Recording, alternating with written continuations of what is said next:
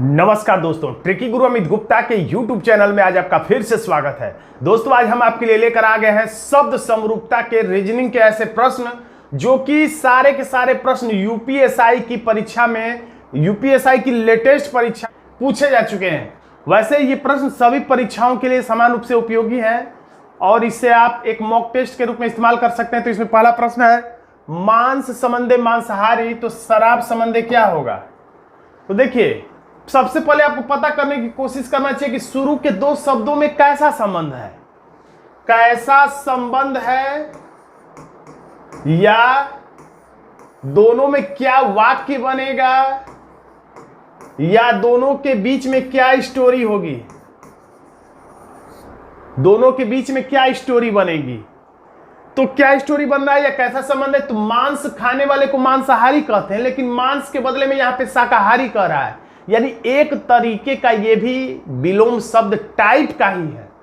तो मांस खाने वाले को मांसाहारी कहना चाहिए, लेकिन यहाँ शाकाहारी लिखा है। तो शराब पीने वाले को शराबी कहना चाहिए, तो यहाँ पर हम लोग मध्य त्यागी कह देंगे। तो हमारा आंसर बिल्कुल उसी प्रश्न की तरह हो जाएगा और सही हो जाएगा। हमारा आंसर हो जाता है सी। अगला प्रश्न है, लुगदी संबंधे कागज। देखिए, ऐसे प्रश्नों को सॉल्व करने के लिए आपको जीके की जानकारी होनी चाहिए। जीके में इतिहास, भूगोल, विज्ञान और इसके साथ साथ हिंदी की भी जानकारी, क्योंकि पर्यायवाची शब्द, विलोम शब्द से संबंधित प्रश्न पूछे जाते हैं। यहां पर सामाजिक जानकारी भी आपको चाहिए, समाज में जो कुछ घटित हो रहा है उससे संबंधित जानकारी भी आपको इस रीजनिंग के प्रश्नों को सॉल्व करने में होनी चाहिए। तो देखिए, लुगदी से पुस्तक कला में सिखाया जाता है, या आप जानते भी होंगे, लुगदी से कागज बनता है। तो उसी तरीके से सूत से वस्त्र बनता है। तो यही सही लग रहा है, लेकिन फिर भी बाकी सारे विकल्प भी हमें पढ़ लेना चाहिए। रस्सी से सन बनता है, नहीं। रेयन से सेल्यूलोज, नहीं।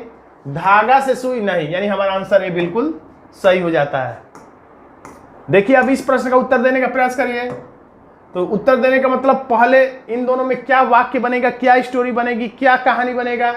तो थर्मामीटर से तापमान मापा जाता है, ये कहानी बनेगा। तो यही वाक्य किसमें फिट हो रहा है, लंबाई से चौड़ाई मापा जाता है, गलत। मिलीमीटर से पैमाना मापा जाता है, गलत। सौर ऊर्जा से सौर मापा जाता है, गलत। कार्डियोग्राफ से हृदय गति मापी जाती है, बिल्कुल सही। कार्डियोग्राफ से हृदय की गति मापी जाती है, आंसर हो जाएगा डी। बहुत आसान से प्रश्न यूपीएसआई में पूछे गए हैं। अब यहां पर लिखा है कहानी संबंधे उपन्यास। तो कहानी क्या होता है, उपन्यास क्या होता है, थोड़ा बहुत भी अंदाजा लग जाएगा तो आप सही उत्तर तक पहुंच जाएंगे। तो कहानी का मतलब एक छोटी सी कहानी, 2-4 पेज की कहानी सामान्यतः होती है, 5 पेज की। लेकिन उपन्यास बहुत लंबे चौड़े होते हैं। उपन्यास पे फिल्म तक बन जाते हैं, जैसे देवदास उपन्यास पे फिल्म भी बन चुका है, कई उपन्यासों पर फिल्म बन चुका है। जैसे गुनाहों का देवता एक उपन्यास है धर्मवीर भारती की। तो कहानी कह सकते हैं एक छोटा रूप है, और उसका बड़ा रूप कह सकते हैं उपन्यास है। तो ऐसा ही समुद्र और महासागर है, सही है। स्कूल और विश्वविद्यालय भी कुछ हद तक सही लग रहा है। किताब का बड़ा रूप शब्दकोश नहीं है। कविता का बड़ा रूप नाटक नहीं है। यानी कि ए और बी में से हमारा आंसर सही होगा। तो इसमें सबसे सटीक है, समुद्र का बड़ा रूप है महासागर, क्योंकि जैसे कहानी में भी स्टोरी होता है, उपन्यास में भी स्टोरी, उसी तरह समुद्र में भी स्टोरी, महासागर में भी स्टोरी होता है। अगला प्रश्न, दीमक संबंधी लकड़ी। तो जिस प्रकार से कहानी क्या बनेगा, तो जिस प्रकार से दीमक लकड़ी को नुकसान पहुंचाता है, यानी खा जाता है, उसी तरह से नीम कपास को नुकसान पहुंचाता है, नहीं। रेशा पटसन को नुकसान पहुंचाता है, नहीं। सलब एक कीड़ा है जो ऊन को नुकसान पहुंचाता है। तो यही सही हो सकता है, आंसर है सी। और डी में लिखा है धागा वस्त्र को नुकसान पहुंचाता है, तो नहीं, हमारा आंसर हो जाएगा सी। ऐसे प्रश्न कई बार अलग अलग परीक्षाओं में रिपीट किए जा चुके हैं। तो ऐसे प्रश्न गलत नहीं होना चाहिए जो बार बार परीक्षाओं में रिपीट होते रहे। जैसे ये प्रश्न भी कई परीक्षाओं में पूछा जा चुका है। तो आप रीजनिंग को भी थोड़ा सा रट सकते हैं। बैरा संबंधी बख्शीश, यानी बैराक जो ट्रिप दिया जाता है, तो उसी तरह से बैराक जो खाने के बाद उपरांत कुछ पैसे दे दिए जाते हैं खुश होकर उसकी सर्विस के लिए। तो जैसे बैराक को बख्शीश मिलता है, उसी तरह से छात्र को अंक मिलता है, नहीं। छात्र अपने परिश्रम से अंक जो पाता है, अच्छा कार्य करता है, अच्छा लिखता है तो अच्छा अंक, कम काम करता है तो कम अंक मिलता है, उसमें बख्शीश वाली बात नहीं है। बैरा को बख्शीश अतिरिक्त मिलता है, उसको जो वेतन मिलता है 5,000, 6,000, 10,000, 20,000, वो तो मिलता ही है। उसके अलावा उसको जो मिलता है उसको बख्शीश कहते हैं। लेकिन इसमें ऐसा नहीं है। उसी तरह से कामगार को बोनस, ये सही हो सकता है। मोबाइल ऑटोमोबाइल, ये तो एकदम गलत है। कलर को रिश्वत, ये भी कुछ कुछ सही, कुछ लोगों को लग सकता है कि कलर को तो जो वेतन मिलता होगा उसके अलावा अतिरिक्त जो मिल जा रहा है वो रिश्वत है, लेकिन ये गैर कानूनी है। लेकिन बैरा बख्शिश कानूनी रूप से ले सकता है, वैध है।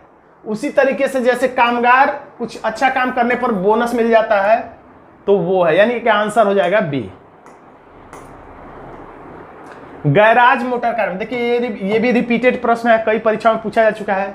गैराज में मोटर कार रखा रहता है तो यह वायुयान, वैसे यहाँ पे क्रम उल्टा है, मोटर कार इधर रहना चाहिए, गैराज इधर रहना चाहिए। मोटर कार होता है गैराज में तो वायुयान होता है हैंगर में, लेकिन इसके बावजूद भी कोई विकल्प नहीं है, इसलिए सी आंसर हो जाएगा। वैसे क्रम की दृष्टि से देखें तो ये प्रश्न गलत है, लेकिन इसमें लिखा रहता कि अधिकतम सही को टिक करना है, तो फिलहाल में अधिकतम सही सी ही है, लेकिन क्रम के हिसाब से भी कभी और अगर इससे अच्छा विकल्प होता तो हम लोग उसको भी टिक कर सकते थे। अब यहां पर लिखा है संसद ग्रेट ब्रिटेन से संबंधित है तो कांग्रेस, संसद का मतलब पार्लियामेंट संबंधित है ग्रेट ब्रिटेन से, यानी कि ग्रेट ब्रिटेन की संसद को पार्लियामेंट या संसद कहा जाता है। तो कांग्रेस किस देश की संसद है, तो यूएस से, यानी ये जीके की जानकारी चाहिए, इसमें है नाम की रीजनिंग का प्रश्न, लेकिन कहा जाए तो ये जीके की जानकारी वाला प्रश्न है। तो अमेरिका में संसद को कांग्रेस कहा जाता है। प्रकाश सूर्य से मिलता है हमें, तो उष्मा कहां से मिलती है, बिजली से भी मिल सकती है, चंद्रमा से नहीं, तारा से भी मिल सकती है, लेकिन सामान्यतः देखा जाए तो हमें जैसे प्रकाश सूर्य से मिल जाता है, उसी तरह से सामान्यतः हमें उष्मा जो है अग्नि से ही मिलती है, तो आंसर हो जाएगा सी। और ये प्राचीन काल से मिल रहा है। फल का छिलका होता है, वाक्य क्या बना, फल से छिलका निकलता है, या ये वाक्य बना फल का ऊपरी भाग छिलका कहलाता है। उसी तरह से बाघ का ऊपरी भाग बाघ चर्म कहलाता है। रटा रटा प्रश्न भी कई जगह पूछा जा चुका है। शरीर किस पे टिका हुआ है, तो कंकाल पे, शरीर के भीतर कंकाल होता है, ये शरीर कंकाल पे टिका हुआ है। उसी तरह देखिए प्रश्नवाचक चिन्ह पहले है तो हम लोग वाक्य कैसे बना सकते हैं, कंकाल जो है शरीर का महत्वपूर्ण हिस्सा है, तो व्याकरण जो है किसका महत्वपूर्ण हिस्सा है, तो भाषा का। आंसर हो गया ए।